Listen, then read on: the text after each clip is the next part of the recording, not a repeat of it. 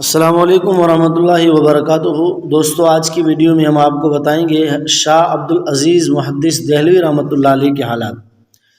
آپ کی ولادت 25 رمضان سن ہجری 1159 مطابق 12 اکتوبر 1746 جمعرات کی رات کو دہلی میں ہوئی۔ آپ کا تاریخی نام غلام حلیم ہے اور آپ کا اصل نام جو مشہور ہے وہ شاہ عبدالعزیز ہے۔ بعض لوگوں نے آپ کو سراج الہند کا خطاب دیا تھا۔ تعلیم آپ کی قرآن مجید حفظ کرنے کے بعد عربی تعلیم اپنے والد حضرت شاہ ولی اللہ محدث دہلوی رحمۃ اللہ علیہ سے شروع کی۔ آپ کی عمر 17 سال کی ہوئی تو والد کا سایہ اٹھ گیا۔ اس کے بعد والد کی تربیت یافتہ شیخ نور اللہ بڈھانوی اور شیخ محمد امین کشمیری سے استفادہ کیا۔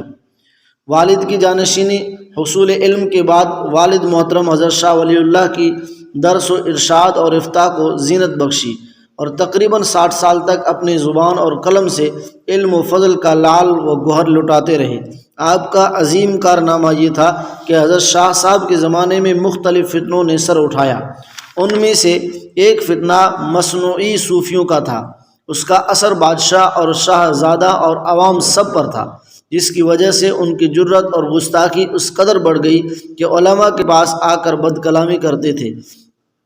آپ نے اپنے خداداد فراست اور کمال صلاحیت سے دین محمدی کو سنبھالا اور امت کی اصلاح فرمائی۔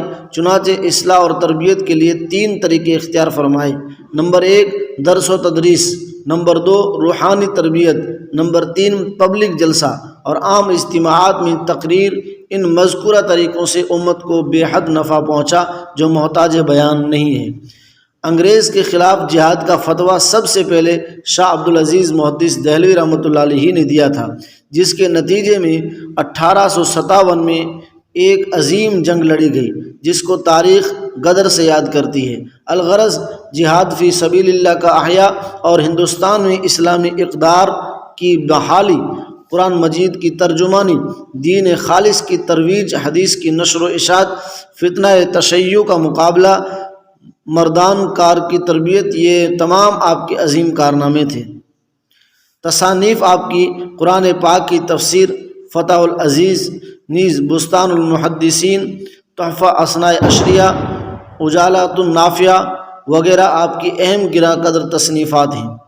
آپ کی وفات 7 شوال سن ہجری 1239، 18 مئی سن عیسوی 1824 بروز اتوار نماز فجر کے بعد 80 سال کی عمر میں انتقال فرمایا۔ آپ کی قبر دہلی میں والد بزرگوار کی قبر کے قریب ہے۔